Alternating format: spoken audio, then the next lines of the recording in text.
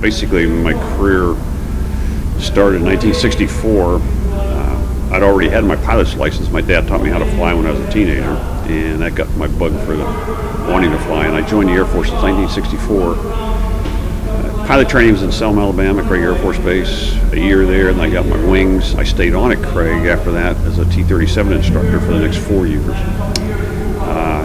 Then I put my volunteer statement in for Vietnam, and very, very fortunate. I ended up with an F-4 assignment. Flew in Vietnam out of the squadron called the Triple Nickel at Udon, Thailand. Flew there for a year. And then I got sent to Okinawa, Japan as my follow-on assignment in the F-4. And at that time, the war was just sort of coming to a halt.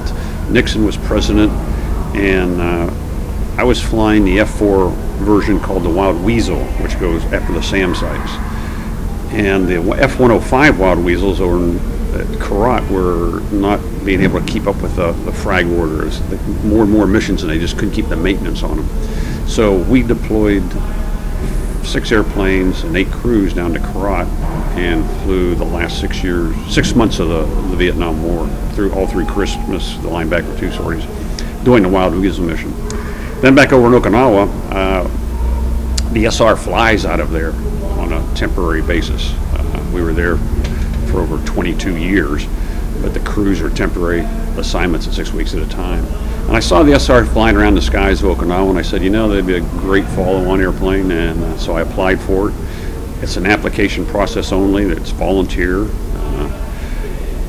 I sent my package in 73, and by 2 months later, after I sent my package in, I finally got a letter saying, come on out to Beale Air Force Base in Northern California for your interview. And so I got on one of the tankers that Beale has at Okinawa, and I flew back on one of their tankers that was going back to Beale, took my week interview, and back to Okinawa, and finally 2-3 months later I got a letter of acceptance into the program. So I showed up at Beale Air Force Base to start my SR-71 training in June of '74, and that's how I got into the SR program. After the SR-71, I flew it for 7 years, from the 74 up to 1980, 81. Then I was selected to be the squadron commander. And the squadron commander of the SR outfit, unlike any other flying outfit in the Air Force, the squadron commander usually flies the airplane. In the SR-71, the squadron commander does not fly the primary airplane anymore. You continue flying the T-38, but not the SR-71. There's just, the flying time is so tightly allocated amongst the crews, you just can't have a squadron commander flying it. So I looked at it and I said, okay, squadron commander, keep flying. I'd already been flying for 7 years, so I finally said, yeah, I might as well, my best option is to take the squadron. So I came off flying status with the SR, squadron commander there for a year and a half. Then I went to Air War College for a year, and out of Air War College I went to the Pentagon for 4 years. I made colonel at the Pentagon, and I came back to Beale as the vice wing commander in 1987, in the summer of '87. Then in the summer of '88, I was very fortunate to be selected to be the wing commander at Beale Air Force Base, which means you got the whole ball of wax, all the airplanes, which included T-37s, I'm sorry, T-38s. We had all the SR-71s, and we had all the U-2 aircraft. We had 35 KC-135Q model tankers, all at Beale. So it was a global responsibility on the wing commander's job. Very good job. Did that for a year and 6 months, and then I retired out of the Air Force after 25 years. So very, very good career. It's all been flying. My whole 25 years in the Air Force, I'm proud to say that I flew for 20 of my 25 years. And I flew the U-2 when I was at Beale. I soloed out and flew the U-2. Never flew it operationally, flew it stateside only, but I got about 75, 80 hours into the U-2 solo. And best job in the Air Force. For my last 5 years in the Air Force, I'm sorry, my last 3 years in the Air Force, I flew 5 airplanes. I flew the T-38. I was already checked out in the SR.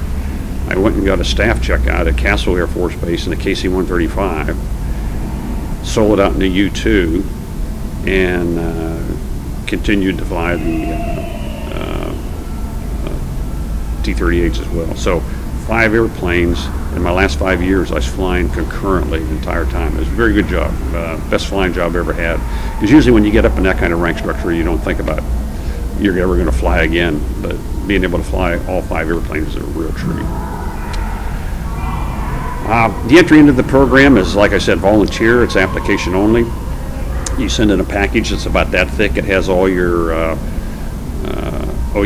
officer efficiency reports. It has all your medical records. It has your flying records, all your evaluations, and it goes to BEAL.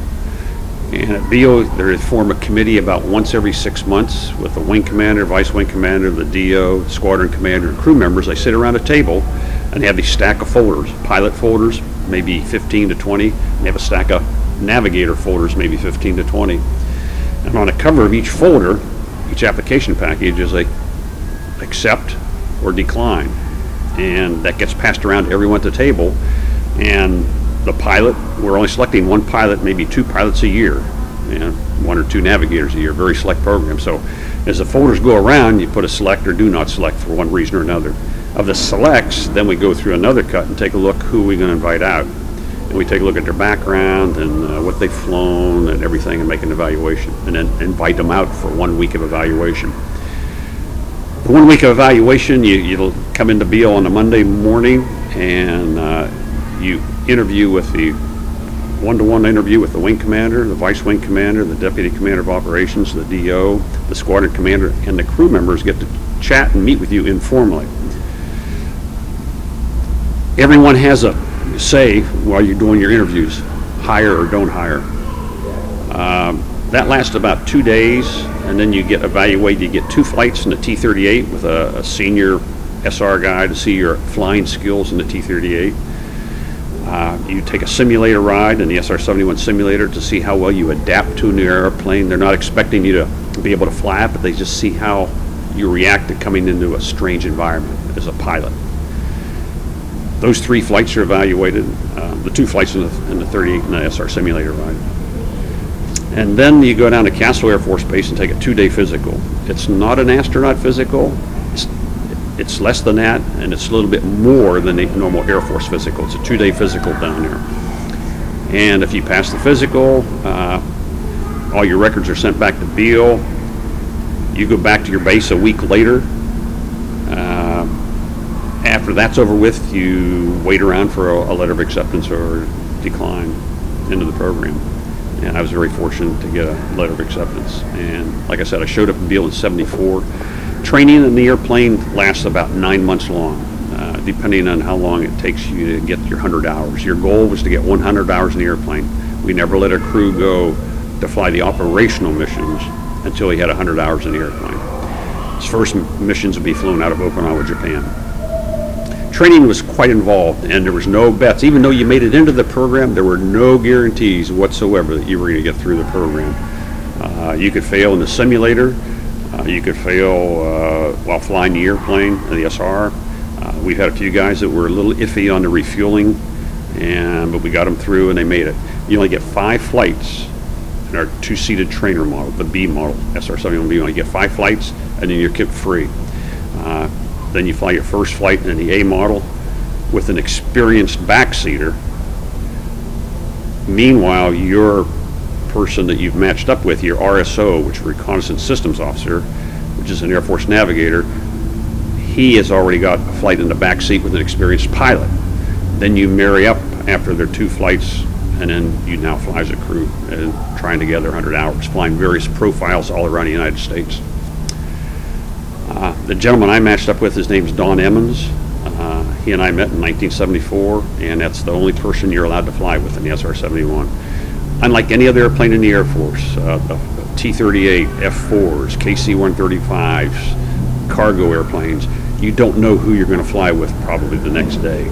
You may or may not, but it's a mix and match of crews. In the SR-71, we only flew with the same person all the time, every time.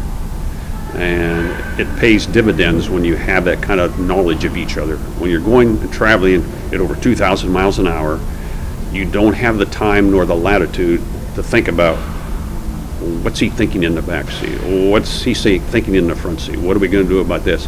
You know each other quite intimately about what you're going to do and how you're going to do it. So it's basically a follow-on to what we now call cockpit resource management, CRM. It's the ultimate CRM by flying with the same person all the time. And before every flight in the airplane, you have to take a physical.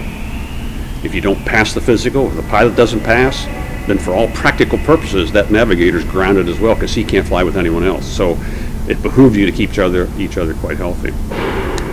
I'll get into that and then we go through a typical mission, the suit up and everything. So the training lasts about a year. If you pass that and do good at the 100-hour point, you're sent over to Okinawa where you fly your first sortie. And when you fly your first mission, we had a tie board where tradition has it you wear the ugliest tie you can find on Okinawa and you put it underneath your pressure suit, and when you land, you take your helmet off. They have a tie cutting ceremony, and they keep the bottom half of the tie, and they record and put the date you flew your first mission, and we have a big tie board in the squadron. It has everyone's tie on it. Another tradition on your first flight, after you get done and you land and you go back in and de-suit and get into your flight suit, somewhere while you were gone, knowing you were going to come back and the mission be successful, your flight suit has sewn on. The crew took your flight suit over to the fabric shop, and they had your habu patch sewn on your flight suit. So it's quite a moment to have your tie cut and to get to wear the habu patch. The only people who ever wore the habu patch are those who flew the airplane on operational missions. All the other patches we wore could be worn by other people at Beale, but that are in the squadron. But only people who flew operational would fly with the habu patch. And I might as well mention now, habu is a nickname for both crew members. They called us habus over in Okinawa, and they also call the airplane the habu, and that is named after a snake. It's a black adder. It's indigenous to Okinawa only, and it's very aggressive when backed into a corner. In the early days when the first SR-71, which was actually the A-12, when it showed up on the island in May of 1967, the superstitious Okinawans, the old timers, they would point to the sky and they saw this black mysterious airplane flying around the sky, and they would say habu, habu, thinking it's the snake being resurrected into the airplane. So from that it picked up the nickname of habu, H-A-B-U. First mission is quite exciting. You're on edge all the time, and you know the airplane quite well. You've had 100 hours in it, but just flying the first mission, you're really tickled to get back and land and get it over with. What I'll talk about now is the development of the Blackbird and how it came to be. In the early 50s, the United States had a tremendous need to know what the Russians were doing in terms of nuclear capability and ICBM capability, the missiles themselves. Satellites were starting up in the 50s, but the results weren't all that great. And they came to Kelly in early 50s, and they said, we would like to have an airplane that can do overflight of the Soviet Union. And Kelly went to the drawing board and came up with the U-2 aircraft. The first U-2 flight was in 1955. It was used for many years of overflights of Russia. It got good imagery, and the thirst for this imagery got greater and greater. And now they were doing direct overflights of Russia. And as we all know from the history books, on May 1st of 1960, Gary Powers got shot down over Russia in the U-2 aircraft. Back up from that May 1st of 1960, about 2 to 3 years, Kelly Johnson and many others knew that the U-2 was getting, let me put it this way, the Russians were getting much more aggressive in their attempt to shoot down the U-2. And they knew that they needed to have an airplane that would go higher and faster than the U-2. And about 1957, Kelly started conceptualizing an airplane that would go higher and faster. And he put that conceptualization into a project and came up with an airplane called the A-12. There are very iterations of it, 1, 2, 3, 4, 5, all the way up through 12. The A-12 was the final result of the airplane. It was funded by the CIA, and it flew out of Area 51, the ranch, whatever you want to call it. for its development phase. Of the A-12s, 15 of those were built. It's a single-seat airplane. Air Force crews recruited out of the Air Force and then rehired into the CIA program flew the A-12. They flew out of Okinawa from May 15th of 1967 to May of 1968, 1 year only. Before that, final retirement of the A-12s in May of 1968, the SR-71 was starting to evolve. And now you have an airplane that has two cockpits, flown by Air Force crew members, Geneva Convention cards in their pressure suits, Air Force markings. The president at the time, President Johnson, felt much more at ease flying the overt mission, same missions, but in an overt manner than in the covert mission with the A-12. And that's why the A-12 program was canceled, and the SR-71s then picked it up. So while the A-12 was the original, the SR-71's first flight, the two-seated airplane by Lockheed, its first flight was in December of 1972. So it became development while the A-12 was being developed simultaneously and improved all the time. So the SR-71 was learning off of the backbone of the A-12 as it was being flown more and more. When the SR-71 came over in about April of '72, the A-12s were there as well. Then the A-12s left Okinawa back to Palmdale to be put in preservation in May of '72. The SRs were already over there, and they were learning off of some of the experience that the guys were having and talking to each other. So from May of '72 all the way till 1990, the SR-71s were flying out of Okinawa. It's 22 years of flying gathering and reconnaissance out of Okinawa.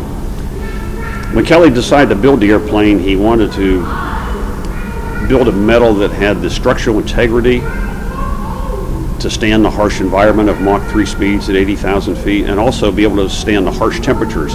As you fly along at Mach 3, all the leading edges of the airplane are between 500 to 600 degrees Fahrenheit. The flat surfaces around 400, 450 to 500 degrees Fahrenheit. This piece of glass right in front of my eyes in the front seat on the outside at Mach 3.2 is 622 degrees Fahrenheit on the outside. So he chose titanium for that reason. It has a structural integrity and it can stand the heat. The basic airplane is designed with two engines in it. The engine you see behind me is a J-58 Pratt & Whitney, each putting out 34,000 pounds static thrust, sea level, standard day conditions. So you have a total of 68,000 pounds of thrust coming out of both engines. As you can see with the airplane here, it's very limited on centerline capability. So when one engine, if it quits, you have quite a big yawing moment on the aircraft because it's not a centerline airplane. The airplane holds 80,000 pounds of gas. The air refueling door is right here, right behind the RSO's cockpit. And from here on, we have 6 main fuel tanks, 1, 2, 3, 4, 5, and 6, all the way to the back, down the fuselage, and out to the wings, ever so slightly in tank 3. 80,000 pounds of gas. The airplane empty weighs 60,000, so add the two up and you get a 140,000 pound airplane, basically at full gross weight. One of the problems encountered with the airplane, flying at hot temperatures at Mach 3 and then coming back down into the cold environment, and heating it back up, back down to the cold environment, to refuel, heating it up. Those heating and cooling cycles annealed the airplane, just like a blacksmith takes a horseshoe and he puts the horseshoe into cold water, heats it up, cold water, it anneals it and gets stronger and better with time.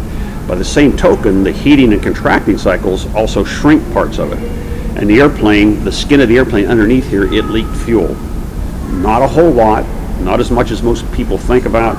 There's a lot of things on the internet where it says it dripped so profusely that it has to be refueled right after takeoff, and that's a big fallacy. It does leak fuel, and it's in drips. They measured it underneath the airplane in drips per minute. They called it DPMs. They put a stopwatch to it. Every place underneath the airplane had an acceptable tolerance on DPM. Some were 20 drips per minute, some were 40, some were 60, some were 80. Whenever they exceeded this DPMs underneath the airplane, maintenance would have to go in and seal up the tanks in the airplane, which was a nightmare, so they didn't like to do that.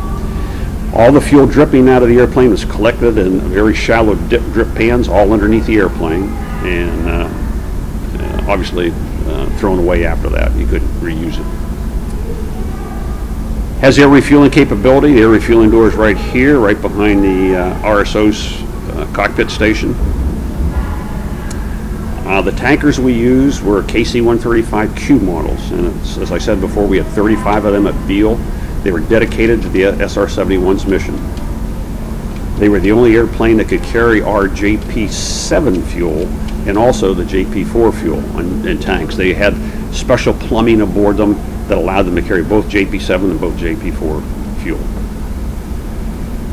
Talk about Okinawa a little bit. I'm going to go ahead and shift gears. We flew out of Okinawa for many, many years, starting in May of '68.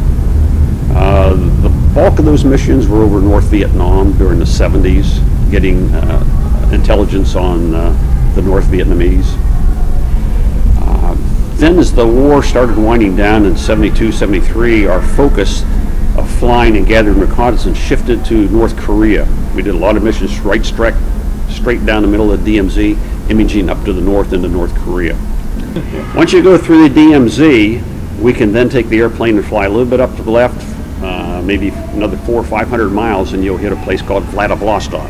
And that was Russia's largest naval fleet headquarters in a place called Vladivostok. And we would go up and image them. So that became another boilerplate mission we would do. Another mission we did is up on the Kamchatka Peninsula, which is located up to the far northeast end of Russia.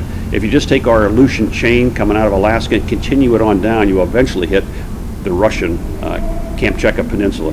At the very southern end of the Kamchatka Peninsula is a place called Petropavlovsk. We called it Petro for short. And the Russians at Petro had a nuclear sub base, and they also had a nuclear testing facility up there, and we would go up and image it as well. So those were our basic missions in the Pacific. If you can just think about all those. Again, North Vietnam, it died down.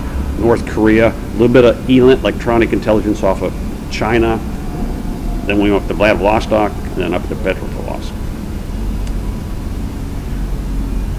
Now I'm going to switch gears and talk about the second location we went.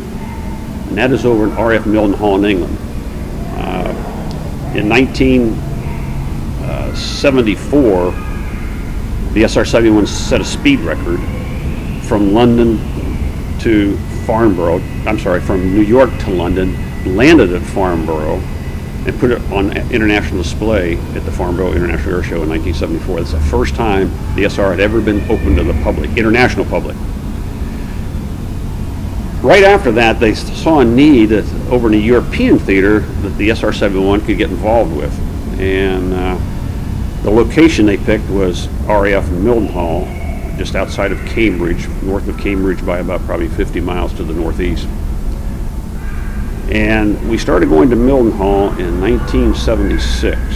We flew there just on a temporary basis. We'd fly there for like 2 weeks, take the airplane back to Beale. Then we'd come over for 3 weeks and go back. Then 6 months later, we'd go over there and stay for a month, go back. Then we'd come over to Mildenhall and stay for 2 months and go back. Then we were there for 3 months and 4 months. Eventually, by about 1977 or so, we were there permanently all the time. We kept 3 SR-71s over at Okinawa all the time, starting in 1968. And we kept 2 SR-71s at Mildenhall, starting about 1977, all the time. At each of those locations, both Mildenhall and Kadena, we kept KC-135s. We usually had about between 6 to 7 KC-135Q models, Beale's tankers, at both locations to cover all the refuelings. If the missions were long missions that needed more tankers, we would then deploy more tankers to either one of the 2 locations. Flying out of Europe is a little bit more challenging. If you just think geographically, airspace is tighter over there as opposed to the Pacific. That's why we sent all our crews that were finished training. They went to Okinawa first for their 6 weeks tour of duty. Then they would go to Mildenhall because it's more challenging over at Mildenhall. So they got the experience level over the Pacific first. Out of Mildenhall, our basic missions were heading north out of England and refueling off the coast of Norway. You'd head up around Sweden and Denmark, and you go into the Barents Sea area, and up there we would image the Soviet Union's second largest naval fleet headquarters at a place called Murmansk. We would image it off to the right, do a 180-degree turn out to the Barents Sea, come back, image it off to the left, back around the Scandinavian countries, refuel down off the coast of Norway. And then either come back to Mildenhall or refuel off the coast of Norway. And then we had a second, what I call a bread and butter mission. We'd go into the Baltic Sea and image all the Warsaw Pact countries back then, off to the right, doing a clockwise turn and come back out, refuel one more time and go back to Mildenhall, or refuel and then we go on a third mission where you go into Germany, into the FRG, and you do a clockwise turn, flying all around the perimeter of Germany, imaging off to the left all the Warsaw Pact countries as well. So you can do any mix of those three missions, either the Murmansk, the Baltic, and the Germany mission, either one, two, or all three, or any combination thereof is what we did. Every once in a while we were called on out of Mildenhall and also out of Okinawa to fly into the Mideast. And out of Mildenhall we would take off, refuel at Land's End, go down the Atlantic, enter by the Gibraltar Straits into the Mediterranean, all the way down to North Yemen, South Yemen, when they were two separate countries back then. Do all the Arab-Israeli countries and then come back out through the Mediterranean and back up to Mildenhall. Out of Okinawa, we did the same mission, sort of coming in the back door, if you will. We'd take off out of Okinawa, all the way down around past India and back up into the Gulf. And it took a lot of refuelings. The tankers would have to pre-deploy down to a place called Diego Garcia with tankers to go ahead and refuel us. They'd go weeks before we even did the mission, so they'd be ready to refuel us. What I'll do now is go on a typical mission. At each location, at both Mildenhall and Okinawa, we had 3 crews all the time. So there were 3 at Okinawa, 3 at Mildenhall, 6 gone all the time. They were there for 6 weeks tours of duty, and every 2 weeks a new crew would come in and replace a crew going out. We had what we called a flying ladder. We had one crew that was the primary to fly the airplane on the mission, and then we had a second crew who was called the backup crew, and we called them, their nickname was called the mobile crew, and I'll talk about why mobile crew. So you had a primary and the mobile crew is the backup. The third crew had the day off, and that ladder just rotated. So the crew that just got done flying the mission, they would then rotate to the day off. The mobile crew would then move up and advance to the flying crew the next day. And that flying ladder was inviolate until someone got sick, and then you'd have to jiggle things around a little bit. When it was your turn to fly, you and the backup crew, both crews, would go down the day before, show up at operations, probably about 1 o'clock, 2 o'clock in the afternoon, when the mission planners had all your materials ready. You'd show up, they'd have them all laid out, you'd have your computer flight plan, you'd have your map. And Dawn and I, everyone flight plan's different, and you go through the mission a different way. What we did in our way of mission planning, we would go through the entire route of flight, what we called the black line on the map. We'd go through it and we'd do a what if drill all the way through the route of flight. We'd say, what if we can't take on gas here? What if we lose an engine here? What if something happens here? What if we see MiGs come up here? What if they're shooting SAMs at us here? What if we're low on fuel here? Where are we going to go? So we went around this whole route of flight, 4, 5, 6 hour flight, and did a what if drill. So we all had a good game plan of what we were going to do well before getting in the airplane. And you need that because, again, at 2,000 miles an hour or 2,100, 2,200, or if you push it up, you don't have the time or the latitude to think about what you're going to do and talk it over. You need to have a basic game plan where you're at all the time. Mission planning, depending on how experienced you were, Dawn and I, after you get about 2 or 3 years, you could mission plan probably an hour and a half, 2 hours. If it's a brand new mission, had never been flown before, you could be there 3 or 4 hours going over the whole brand new route. But what we call boilerplate missions are they fly the same tracks generally, but they get different targets all the time. All the sensors are going for different targets, the cameras and everything. So a boilerplate mission, you might not mission plan as long as a brand new mission. But basically, 2-3 hours. The backup crew did the same thing, because if you didn't pass the physical, like I said, they were the ones that were going to take over. That all happens the day before. After the mission plan's over with, you're free to do what you want for the rest of the day. Go play tennis, go to the beach, relax. You went to bed at a normal time for crew rest. Air Force crew rest was 8 hours, so you get your normal sleep. We were legally tested for uppers and downers if you wanted to take them. When you came into the SR program and you took your first physical, they checked every crew member for what uppers and which downers. As you know, everyone reacts different to drugs, and some people react different, so they would test you for which ones kept you awake and which drug kept you to go to sleep best. If you wanted to take an up or downer, for the whole 7 years I flew the airplane, I never need anything. I get to sleep real easy and I wake up good and I'm well rested. But some people don't do that, and you're going through a lot of different time zones between Mildenhall and Okinawa and Beale, back and forth. So you were taking downers to get to sleep, just to get into the swing of things. They weren't dispensed like candy.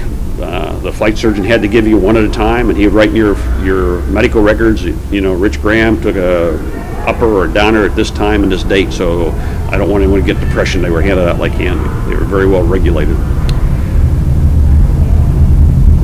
The next morning, when you wake up at the appropriate time in the BOQs, we lived in the BOQs at Mildenhall and BOQs over at Okinawa. You'd set a time with your RSO. You'd wake up and meet in the hallway. At both locations, we had crew cars. Every crew had a civilian car at all locations, so it gave us a lot of mobility to go places and do things and tour. So you get in your crew car and head to a dining facility.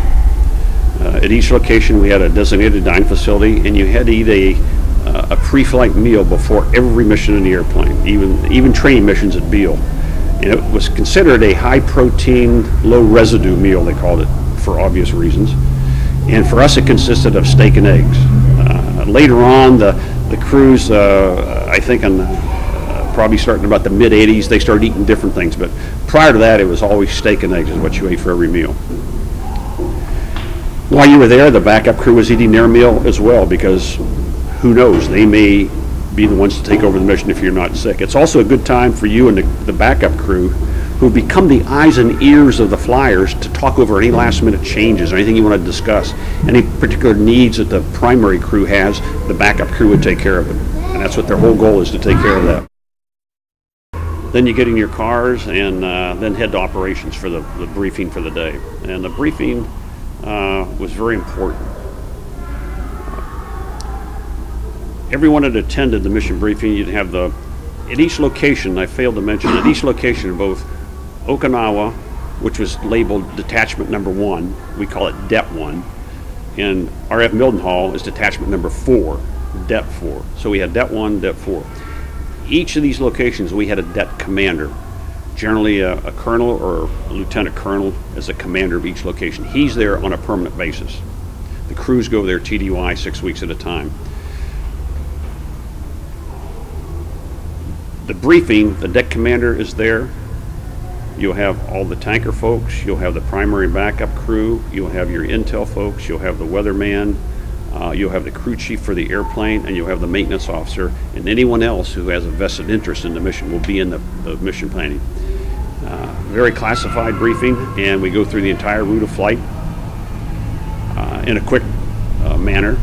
A mission planner will get up there and we'll start off with a time hack, and from then on he goes through a spiel about the route of flight. So the commander, it's not that the crews have already mission planned the day before, so they know it intimately, the route of flight. It's the reason for this is because we get everyone in the same room, everyone singing from the same sheet of music.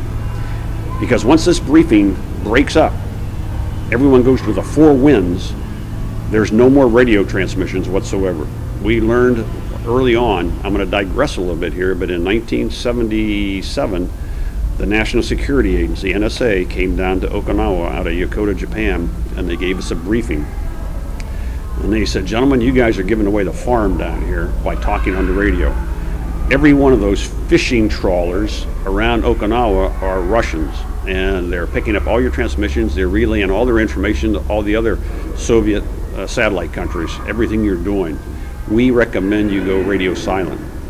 From that point on, in 1977, we started to develop it took a long time, about 9 months. We eventually got to the point where we were completely radio silent.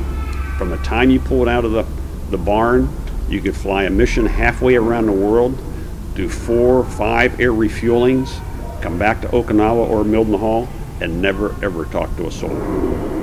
We were allowed to break radio silence under 2 scenarios. If you thought it was important enough to get the mission accomplished, you could break radio silence.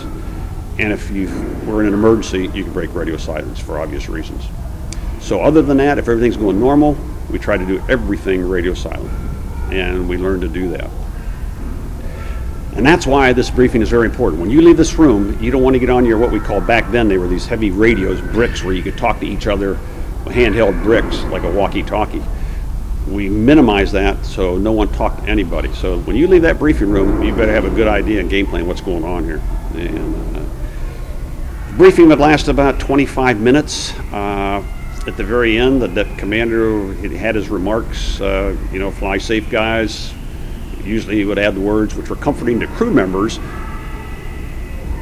He'd always say something about realize that no mission is ever important that you want to sacrifice safety. We can do this again tomorrow. We can do it next week, so never sacrifice safety. And it was comforting for the crews to hear, because you were always in a go mode. I mean, you want to get this mission accomplished. There's a lot of money, a lot of time, a lot of effort.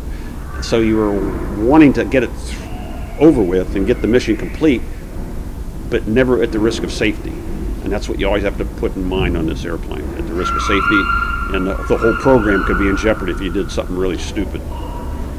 So his words of comfort were just, you know, we can do it again tomorrow, guys. Just come on home, or land away if you have to at Osan, Korea. Or we had alternate landing bases programmed all around, but there weren't that many, but there were alternates we could go to.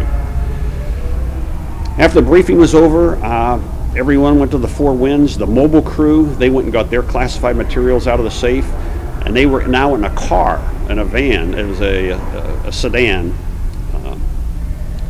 with a lot of radios in it, radio communications with the airplane. It had a lot of classified materials in a kit bag that the backup crew kept. And they now become the eyes and ears of the flyers, because now the flyers, when that mission planning breaks up, the mobile crew goes to do their thing. They get all their classified stuff, get in the car, they go out to the hangars and start pre-flighting the airplane. The primary flyers, they now have a few minutes to just sort of relax, go over in their own minds anything that was said during the briefing, and then they go down and get ready to get suited up. So two different crew members doing, 2 sets of crew members doing 2 different things. I'll talk about the flyers now. They go down or out to a facility called Physiological Support Division. We called it PSD, Physiological Support Division. They are the ones that maintain our flights, our pressure suits. They're the Air Force's total repository of pressure suits in the Air Force. And they maintain them well. They can do a complete overhaul in them, so they have all the expertise and technical knowledge to do that for a pressure suit. When you go to the facility, you're in your flight suit, you get out of your flight suit, you put on long john cotton underwear. The pressure suit, the PSD technicians, they've already checked out all your helmets and the communications cords and everything. It's laying out in an appropriate manner. As you walk out, you basically put your feet into it. They pull the suit up around you, you stand up, they zip the suit up, put your helmet on, lock the helmet in the neck ring, and then once you're suited up completely, you go to these overstuffed reclining chairs. And you get in the reclining chair and they lay you back in it. They put some connections into the helmet, or into the pressure suit helmet, and then they inflate the suit. And then they lock that pressure in there, and then they check for leaks. If it passes, acceptable, and it does leak. It's not going to completely seal like a balloon. It will leak somewhat. If the leaks are within tolerance, you're good to go. If they're outside of tolerance, you have to go and get in your backup suit. Every crew member had a primary and a backup suit. 2 suits for every crew member. So you still have time to get into it. Once you get into recliners, you get pressure checked. They make all the final connections, all the zippers, look you over one last time. They've got a checklist. They go through everything, check your comm cord, check your face heat. That glass in the pressure suit, it's got little gold wires that you can't see. It's a little filament going through there, gold, and it's got a heating adapter.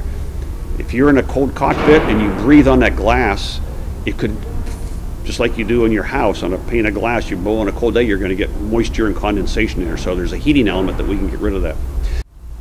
Once they've checked out all the equipment, gone through their checklist, then they upright the seats and we get out of our recliners and we carry a liquid oxygen converter that keeps your suit cool. It's got liquid oxygen in the bottom of it, converts into gaseous oxygen, comes up in your pressure suit and a connection right here on the left side of your suit.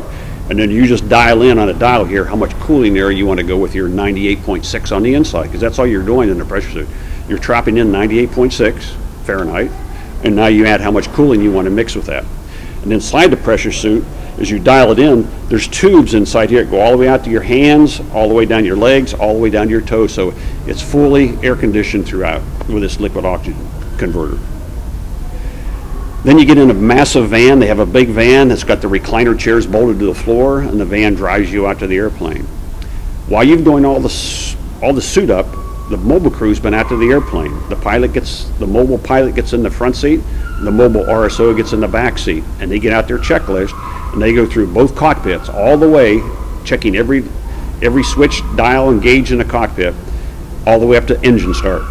So in theory, when the primary crew gets out and gets in the cockpit, he could pick up the checklist right at engine start if he wanted to. We allow enough time to go through the entire checklist all over again, but if time were a crunch, he could get right in the cockpit and just go right to start engines immediately. That's how much faith they have in the backup crew setting the switches. If the backup crew found anything wrong with the airplane that the crew chief needed to know about or needed to be repaired or they could still get taken care of, they would tell them at that time. When the van pulls up in front of the hangar, the mobile crew comes out and they come inside, they give them a thumbs up and talk to them that the airplane's okay. The crew chief, if he has any last minute words of advice or anything, he will come into the van as well and talk to the crews. If there's something wrong with the airplane, definitely he'll be in there to talk about it. At that time, everyone goes to their own business. The mobile crew, they go back to their car. The primary crew gets out of the van. The liquid oxygen converter is disconnected. You walk out up the steps and you walk up the steps to the top platform. PSD's already been up there. They've already pre-flighted the seats. All the belts and connections and cords and hoses, they're all off to the side. You step inside the cockpit, you put your feet on the seat, and then from there you put your feet onto the floor and you put your feet into stirrups. There's a stirrup you wear on your pressure suit boot that goes on the very bottom. It's a stirrup and it's got a ball adjustment. And on the ejection seat floor, there's a socket. So you have to find the ball and socket and jam it in there, and it now retracts your feet if you have to do a high-speed ejection automatically. Then you sit in the seat, and from then on we were told and instructed, and it works perfectly, if you just put your hands out on both platforms, on both sides, and let PSD do all the hookups. There's no way you can humanly possibly see inside this pressure suit on, with a limited movement in the head, all the connections and the lap belts and oxygens and the comm cords and the face heats, all these connections and the shoulder harness and the lap belt, they all have to be mated up to you.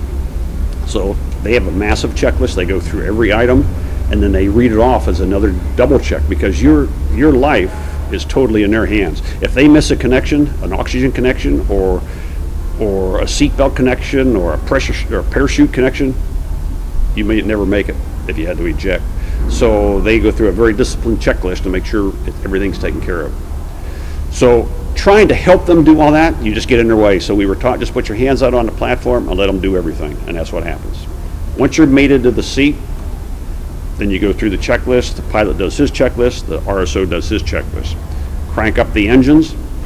In the hangar, we do about 15 minutes worth of checks with a crew chief, flight control checks, hydraulic leaks, and so on and so forth. Then we taxi out to the runway. At the end of the runway, we take the airplane and do a 30-second static 100% power run on each engine. At this time, the airplane recorders, we have recorders on board that take up, this is a guess on my part, but I've heard the number like around 150 to 200 pickup points all throughout the airplane. And they're recorded every 3 seconds.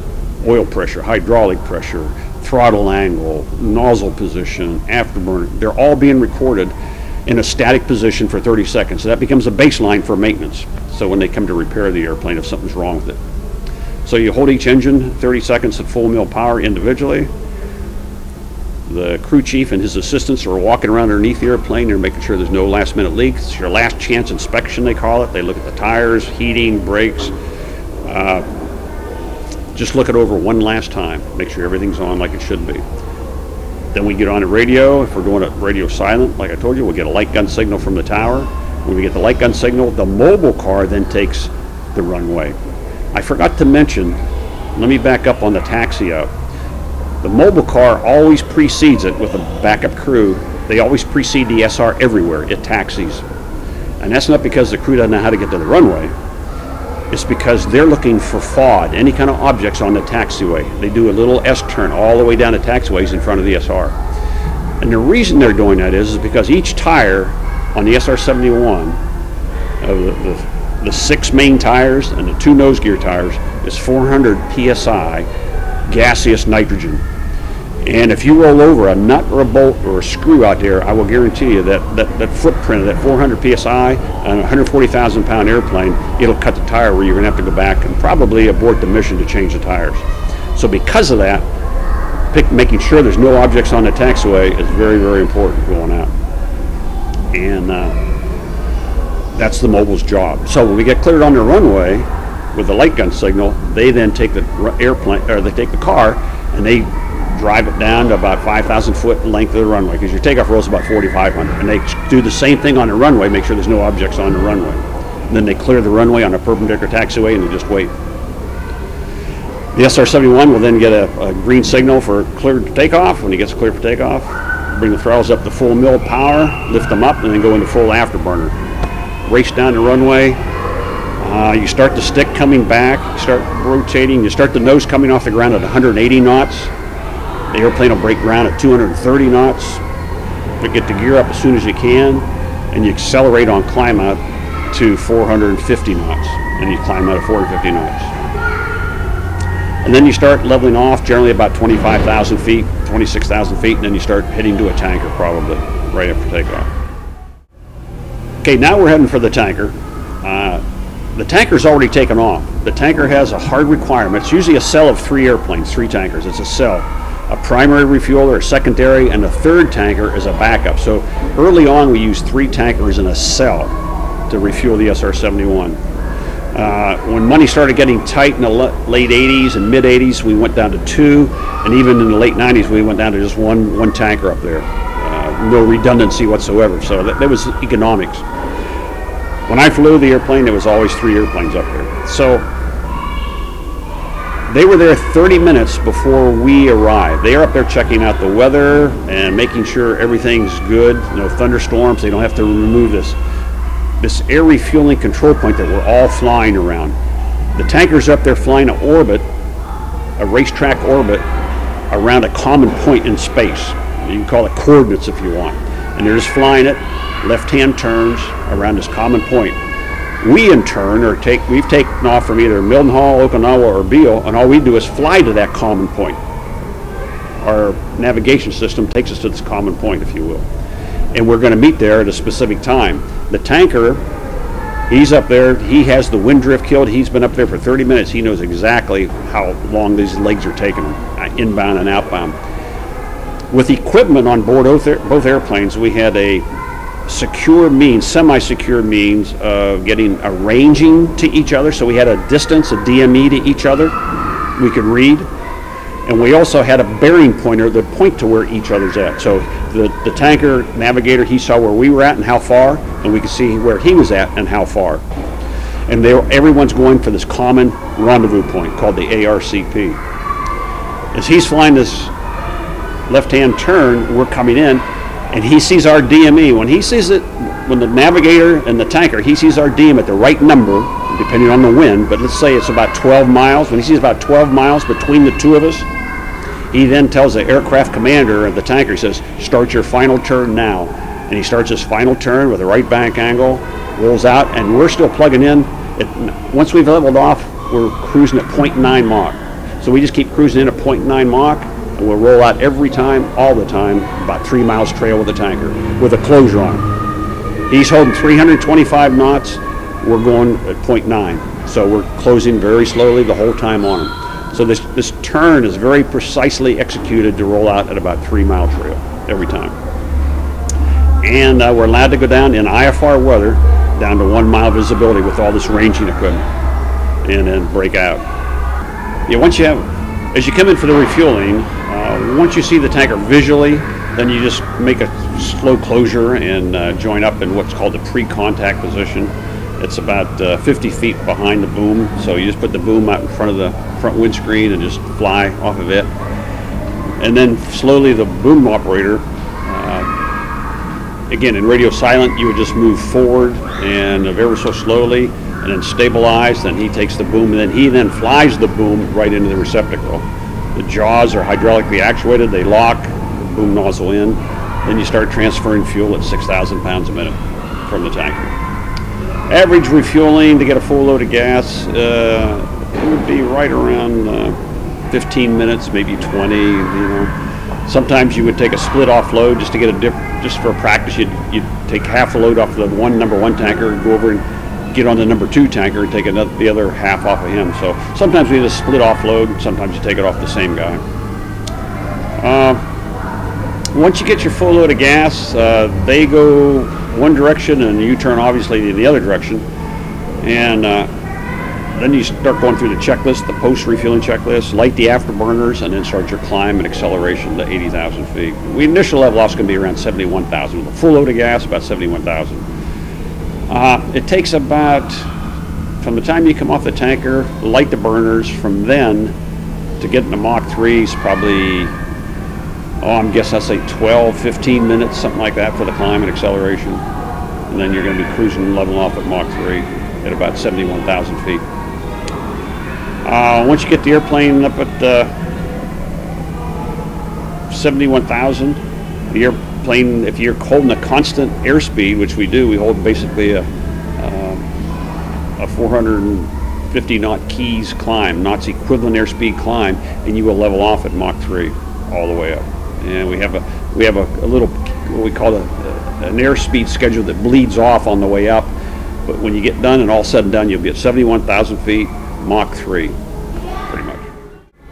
Cruise climb the airplane all the time at about 200 feet a minute, all the time. That's your goal. As you burn off a tremendous amount of fuel consumption, if you look at both fuel flow gauges, you're burning roughly about 20,000 pounds per hour on each engine. So you're burning fuel at a rate of 40,000 pounds an hour.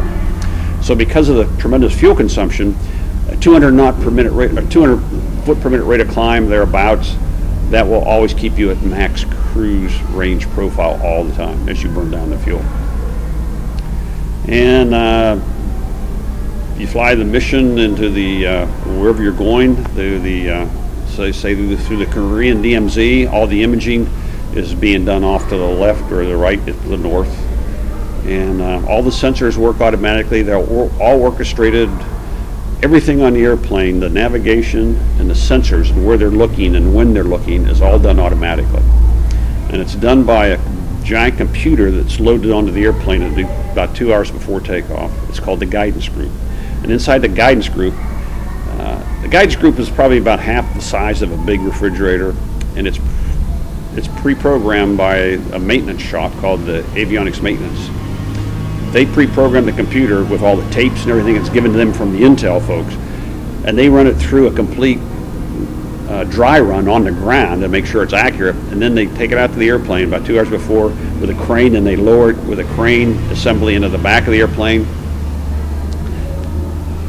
The guidance group goes in the plane, it drops in just right up here where you can see this little dot. This is the air refueling door back here, but that little dot is where an Astro Tracker window is.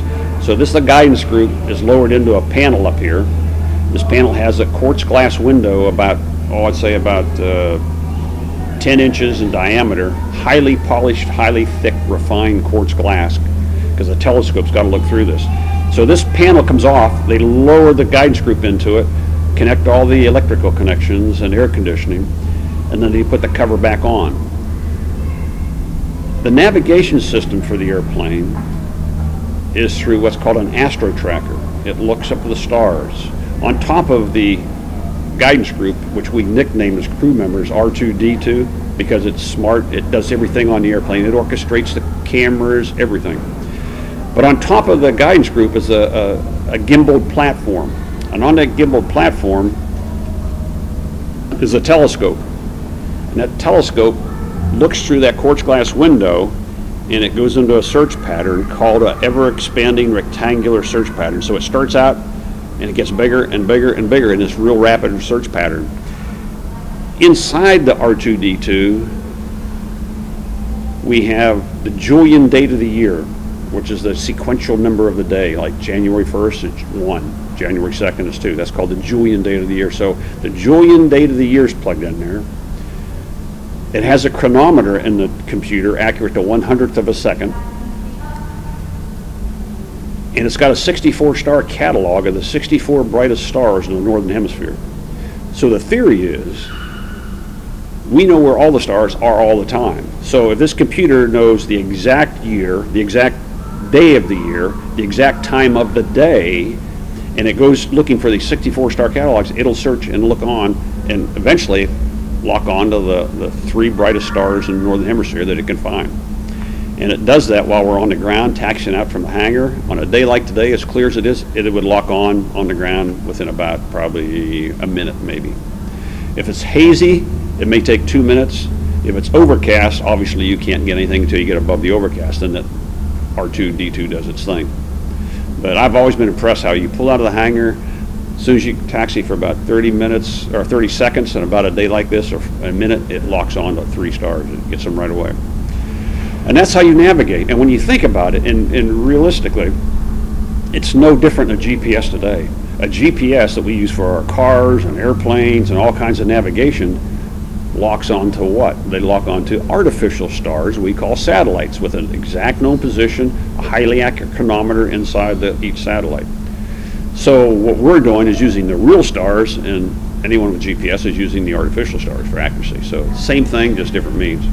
So very, very accurate. Once you're on course, what we call the black line of the map, once you're on course, the R2-D2, the navigation system, will keep you within about, probably less than about 1,000 feet each side of left or right of course at Mach 3 all the time.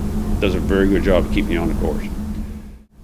As I said before, all the sensors are orchestrated by the computer, R2-D2. So the backseater, the navigator, he has all the capability to override them and put some filter settings in and stuff like that, but they're all automatically, run automatically if need be. And he runs all the navigation and all the cameras and sensors, and takes care of all that operation. I have none of that up in the front. By the same token, he has no flight controls in the back, so he doesn't have to worry about flying the airplane. I take care of flying the airplane, making the most stable platform I can get when the sensors are actually taking the photographic or optical imagery, either radar or optics. So I maintain a stable platform. He works all the other equipment in the back. And crew coordination is very important about what you're both doing at what time and when it's supposed to happen. So that's why, again, we fly as a crew all the time. Once you get through the take area, we call it, and it's been a ho-hum day, you haven't seen any SAMs or any missiles or anyone trying to get you, which you might expect. Come on back to wherever you took off from and land. And once you land, depending on the priority of the mission, you may be able to get a touch and go or a go around or practice an instrument approach, but generally they want the airplane on the ground right away. So we land, taxi back in, and again, the mobile car will lead you back in as you taxi back into the hangar. We pull directly inside the hangar, shut down the engines through a checklist, and then immediately, as soon as those engines are shut down, it's like beeves on a honeycomb. I mean, they just swarm all of the Intel folks. They come out with these dollies. They open up all the doors on the airplane. And I might mention, all the sensors are located in this is called the forebody. This is the forebody, and everything from here is called the aft body. This is called the chine. This leading edge is called a chine. All the sensors are located in the forebody on each side. There's bays on one side, and there's about 4 bays on this side. This is the nose gear representation. And these bays contain all the cameras and all the equipment necessary to gather the intelligence underneath the airplane. There's nothing beyond the forebody back here as far as sensors go. It's all located up in this front. When you're actually getting the reconnaissance intelligence, we have 2 options. Up in the nose of the airplane is a complete remove and replace nose. This nose comes off, it's held on by 4 massive bolts. That's it. We either have a camera underneath it nose called the OBC, which is an optical bar camera, or we have a radar nose which emits radar images. It bounces down to the ground from 80,000 feet, gets an image coming back up. That's how you work radar. It's taking an image all the time. So we either have a radar nose or an optical nose. So it's an either or situation. On the bottom of the airplane, we have what are called tech cameras. TECH, we call them tech cameras. They actually, technical objective cameras is what they are. These cameras were good down for a resolution, and they're what I call wet film photography. They're good for a resolution down to about 6 to 8 inches. I've heard even closer numbers than that, smaller numbers, but I'll be on the conservative side. I'll say 6 to 8 inches. And that's from 80,000 feet taking pictures looking down. The radar nose is good for imagery down to 1 foot resolution because it's a radar image, obviously, so you can't get that good a quality. So it's good for about 1 foot. If we had the optical bar camera up here, the wet film photography, it's good for about 9-inch resolution on the optical bar camera. So you've got 3 sensors. You got the radar or optical, and you always have the tech cameras loaded on each side, on the left and right side of the base of the camera. Obviously with the tech cameras, if you're straight and level, they can look out to the side by about, let's say, 30, 40 miles, but if I go into a bank like that, they can go out to about 50, 60, 70 miles. So we can get more distance with the tech cameras by going into a bank in some areas. Performance of the airplane is very good. Cruising along at Mach 3, if you want to push it up for one reason or another, we could push it up to Mach 1.1. We were allowed to go to 3.1. We could accelerate to 3.2 without a problem. We were allowed to accelerate to 3.3 Mach under one scenario. If we felt that the aircraft or crew were in harm's way, and if we accelerated to 3.3 Mach would help us get out of harm's way, we were allowed to accelerate to 3.3. But that was the only scenario we were allowed to go to 3.3. So basically 3.2 was our daily maximum Mach you could fly up to routinely. I've asked, audiences often ask me, how fast have you been? I've been to 3.2. I've talked to test pilot Bob Gilliland, who flew it as a test pilot for Lockheed, and I said, Bob, what's the fastest you've ever been as a test pilot? And he said, Rich, I've never been up beyond 3.4 Mach as a test pilot. So that's what I tell him. 3.4 is probably close to an absolute max, and I've been to 3.2. The problem is that most people don't realize this is a national asset, and you can't treat it as such, as your own play toy. In fact, when we take, I could have mentioned, you can add this if you want, when you take your physical to get in the program, you get a 1-hour interview with a shrink. And for the life of me, I could never figure out what the shrink was there for. I had my interview in 1974 with him at Travis Air Force Base. Once I became part of the process as a squadron commander, and as a wing commander, vice wing commander, I knew exactly why that shrink was there.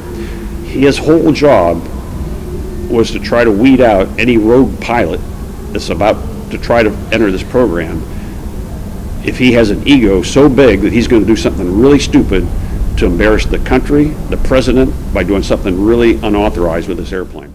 So you just can't treat this like an F-4. You can't treat it like your toy. It's not your airplane. It's a national reconnaissance asset, and it goes much higher above you. So you have to fly it very precisely. You can't.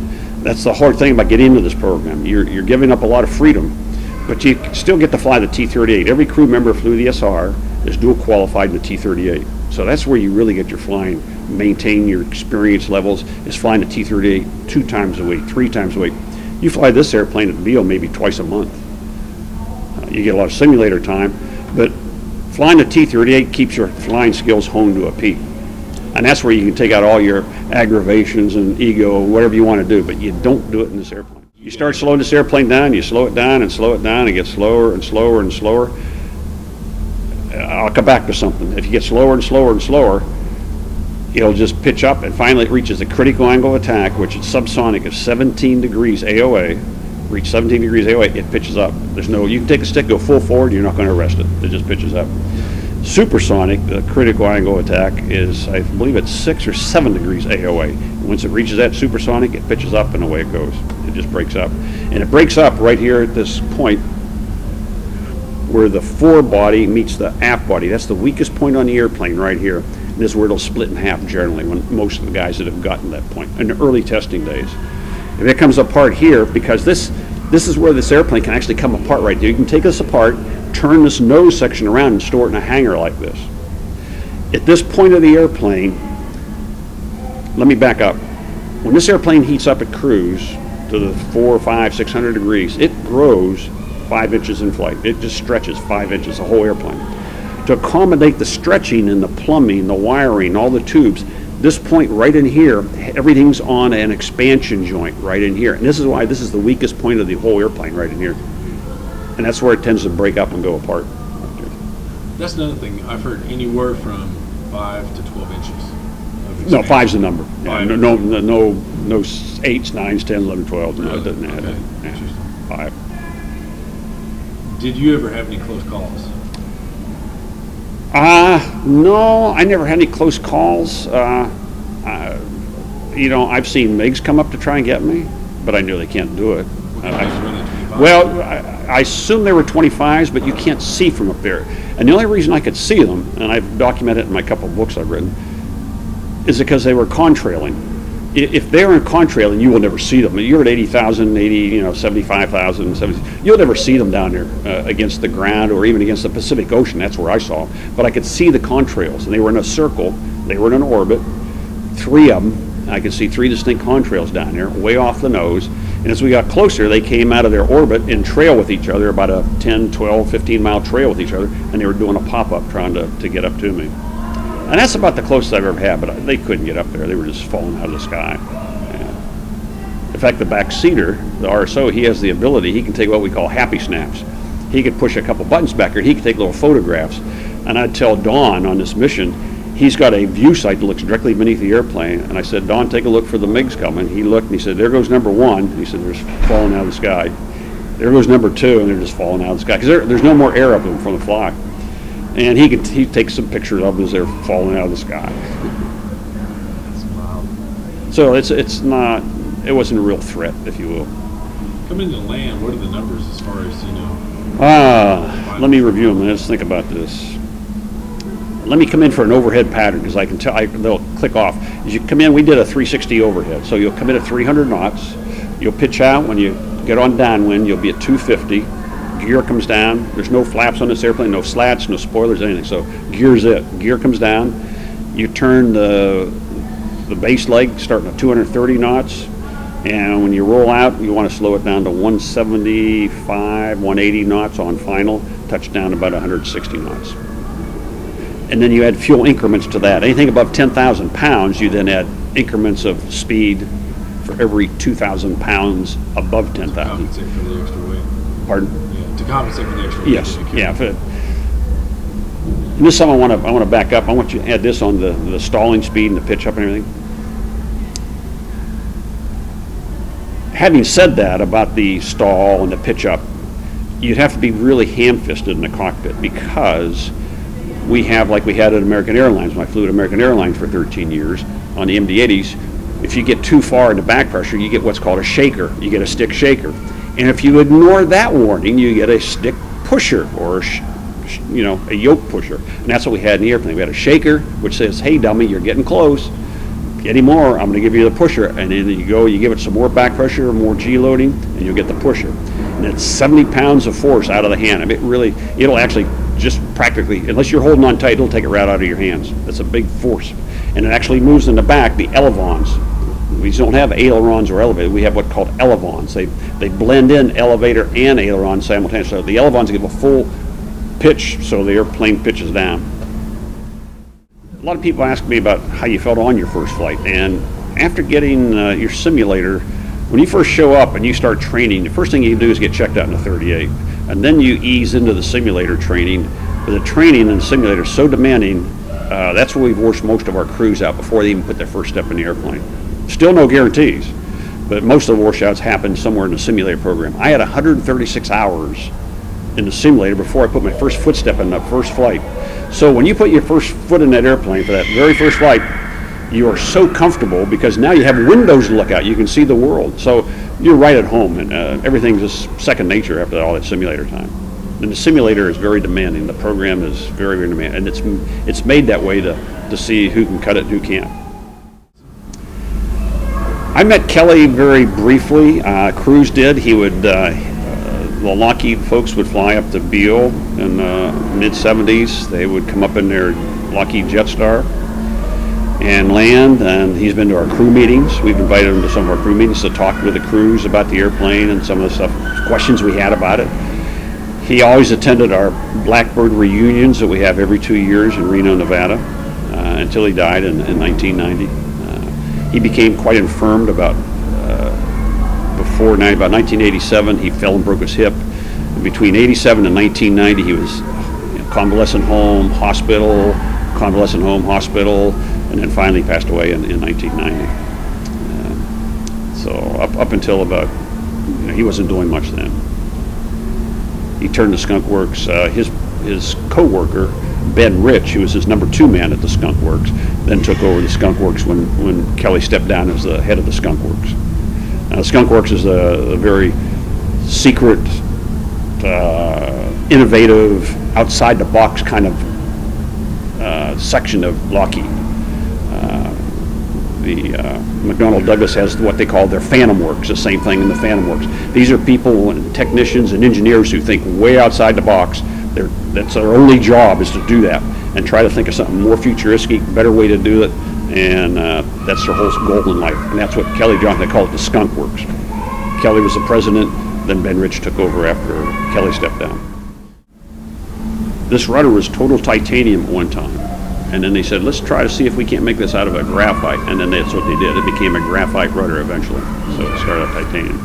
All the leading edges, you can't see it, it's all honeycombed all along the leading edges of graphite around the airplane. The basic structure is all titanium, but all these little leading edges are all, it's little triangular pieces. If you ever see a picture in a book of the SR being built, which many people have, you'll see all these cutouts. That's all the graphite going around the edge of the composite, I should call it. Graphite's too specific, but I'd call it composite all around the leading edges. And that reduces your radar signature. We've been told, and it's been documented, I've heard crew members give various numbers about how stealthy we are. I've heard everything down from 3 square meter target at 80,000 feet is what the radar operator's looking for. But in Ben Rich's book called The Skunk Works, Ben Rich wrote, Ben equates the radar signature of the SR at Mach 3 cruise at 80,000 to about the size of a J3 Cub. That's what the operator's looking for on the ground at J3 Cub. So somewhere between 3 square meters, which I've heard people talk about, and I don't know where it comes from, authentically, but Ben Rich is the father of stealth. He did the 117, so he being the father, I tend to believe the, Piper Cub. Of the entire, what I call the Blackbird family, these are all the airplanes that were produced. The first one was the CIA version called the A-12. 15 of those were built. Then the Defense Department wanted Kelly to explore the possibility of a high-altitude look-down, shoot-down interceptor. This is back in the days when they were worried about the communist bears and bisons coming down the Aleutian chain into the United States, and we didn't have any interceptors with long enough legs to go out and get them, shoot them down. So they explored another variety, the SR-71s or the A-12s, called the YF-12. It was going to be a look-down, shoot-down interceptor. 3 of those were built. Proved feasible, did good, but there was no funding for the program. McNamara was Chief Secretary of Defense then, and he had other airplanes in mind, and the airplane got canceled. So it never got basically out of testing phases. Then came along the SR-71 Blackbird in 1972. Of that, 29 were built. And then of the Blackbird varieties of trainer models, we had 2 SR-71B model trainers, and we had a third one, an SR-71C model. Yeah, 29 Blackbirds, SR-71 Blackbirds, 3 of which were trainers, so 26 of them were the A model. We had 26 A models, 2 B models, trainers, and 1 C model trainer. So as far as the C model trainer, there's only one of those? Yes, it's at Hill Air Force Base in Utah on static display. All the airplanes now that have survived, and when I say survived, none have ever been shot down by enemy whatsoever. We've been lost for a lot of different reasons, mechanical failures, early test flying of the airplanes, they lost a lot of them. So of all the remaining airplanes, they're all in museums all around the United States, and there's one over in England at the Duxford Imperial War Museum in England. So they're all on static displays now. There's the people out there that are still convinced that there's one in a hangar ready to go. No airplanes. You couldn't get an SR-71 out the door if you wanted now. Particularly the ones that, many of the airplanes, when they went to museums, they actually, it was a sad day of my life. I was at Beale then as a wing commander, and I saw them use a titanium chainsaw to cut the wings off, put them on flatbeds, and then locate them to different museums on flatbed trucks. There are some of them they actually flew in, like the one at the Smithsonian, the airport. It landed out in Dulles, and they just taxied it on over, towed it on over, if you will, and put it on display years later. So that one, in theory, could probably fly again. But the problem with it is, who's going to make the JP7 fuel again? It's not being made. Who makes the special oil for the airplane that no one else uses? Who makes the hydraulic fluid that no one else uses? So many special companies were invented and developed just to make these special products for the SR-71. They no longer exist. So to resurrect that again and fly one, it would take a real work of art. Of all the airplanes I've flown, I started out T-37. I started T-33 after that, T-38, F-4s, Cs, Ds, SR-71, A, B, C, U-2, KC-135, Q models. Did you go higher in the U-2 than the SR? I can't talk about that only because the U-2 is still classified and flying. Yeah, it's still classified. No, the U-2, it's got that high aspect wing on it. You know, that long mid wing. What's the average climb rate? Climb rate? Yeah. I know when they climb up, the outriggers fall off and those things just climb like a on takeoff. I think it holds some kind of a record from takeoff to 10,000, but after 10,000, you're sort of pushing it over to get your airspeed back and then climb out normal. So it can do a pretty good job up to about 10, but beyond that, it slows down a little bit. And I'd like to dispel just one myth that gets on the internet and other places, is that the SR, or any variety, let me put it that way, any variety of the Blackbirds, either A-12, YF-12, SR-71, none of them have ever been over the landmass of Russia or China. We've been in the periphery, but never over the landmass. After Gary Powers got shot down in May of '60, no U.S. president would stand for a manned overflight of the 2 superpowers back then. Now you name any other third world country, and we've probably been over it anywhere on the globe, in the northern hemisphere.